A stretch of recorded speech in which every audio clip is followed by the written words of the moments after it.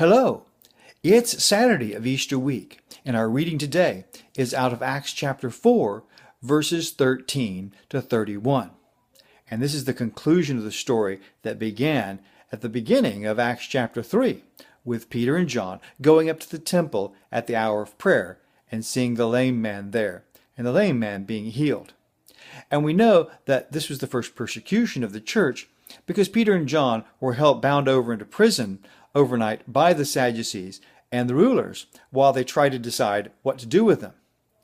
And now they have decided that they're going to threaten them because they really have nothing that they can stick to them. But they're going to threaten them and see if they can get them to shut up about Jesus and his resurrection.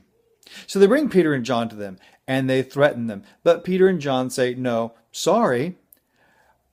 All we can talk about is Jesus and his resurrection. The evidence is right there before you. We have to speak about Jesus and the resurrection. And the rulers threaten them again, but they realize there's nothing that they can do because it's very evident that the man has been healed. It's very evident before all of the people that the man has been healed. And there's nothing that they can do about it but threaten them.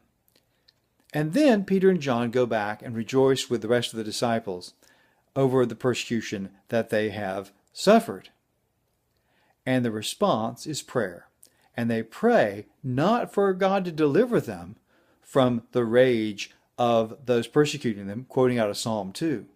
No, they pray for more boldness against the resistance that they're going to find toward those who don't want their system of power being disrupted by the power of the resurrection. So they pray for more boldness. And what happens? They're all filled with the Holy Spirit. Now you might say, well, but in Acts chapter 2, they were just filled with the Holy Spirit. And here they're being filled with the Holy Spirit in Acts chapter 4. What's going on? Well, sometimes we think of the filling of the Holy Spirit as some sort of one-time deal. No, this demonstrates to us, just like Paul will later say in one of his epistles, that we need to be, in Ephesians, that we need to be continually filled with the Spirit.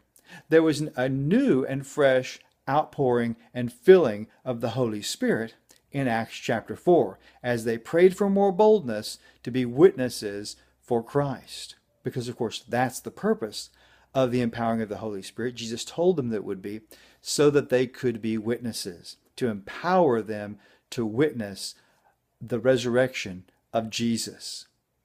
And so I want to encourage you.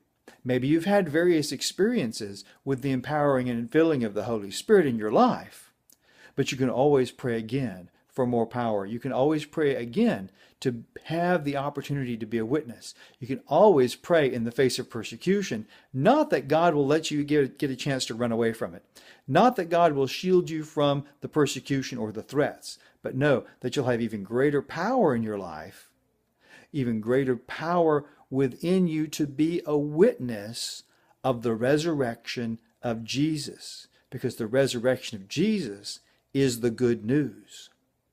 I want to encourage you with that today, and I look forward to seeing you tomorrow.